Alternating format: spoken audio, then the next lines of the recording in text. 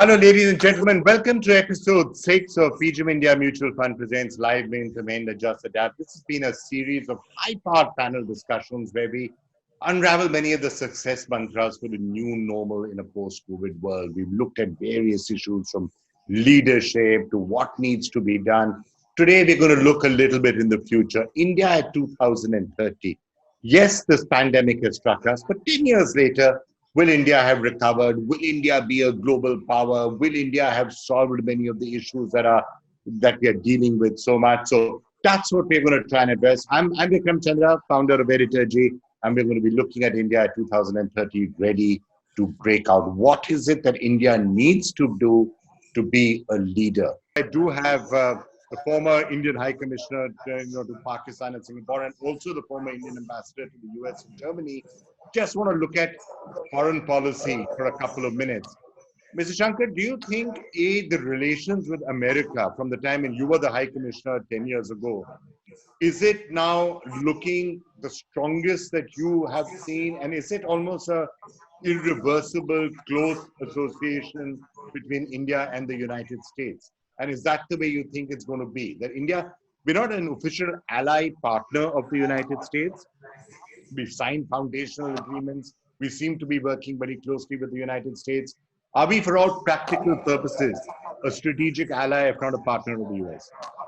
We are a strategic partner. We've had a strategic partnership for many years with the United States now, but the elements of that strategic partnership have been getting stronger. Again, I would say that countries don't really have permanent interests, permanent alliances or friends. They have permanent interests. And for India, it is to pursue those interests as long as there is strategic convergence with the US, which there is today.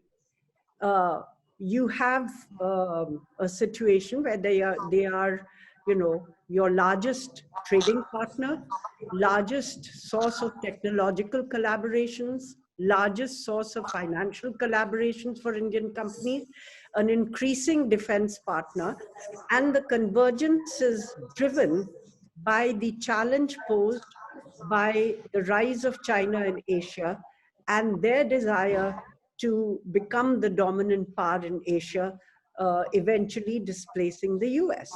So for India, accepting an Asia under Chinese hegemony is not something which we can easily accept or be comfortable with. Therefore, the balancer, to create a sustainable balance in Asia, you need to work with other like-minded countries, and here the US becomes the most important.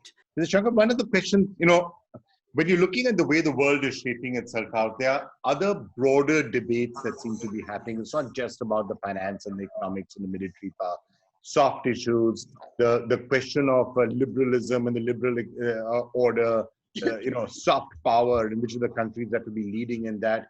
Are those going to be as important in the next 10, 20 years as they perhaps have been in the last 20, 30 years, or not so?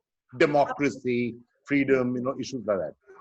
I think so, because what you're seeing emerge actually increasingly is an overwhelming national security state all over the world. The powers of surveillance, the ability to actually, eavesdrop, to collect data on citizens, all these are going to be issues. How do you draw the balance between technological innovation and privacy and the rights of the citizen? How do you limit the national security state from intruding into people's lives? And with the pandemic, you're seeing increasing authoritarianism all over the world. How do you arrest these tendencies? And for India, certainly, if we want to lead by example or be an exemplar, if you will, we have to make a success of our democracy.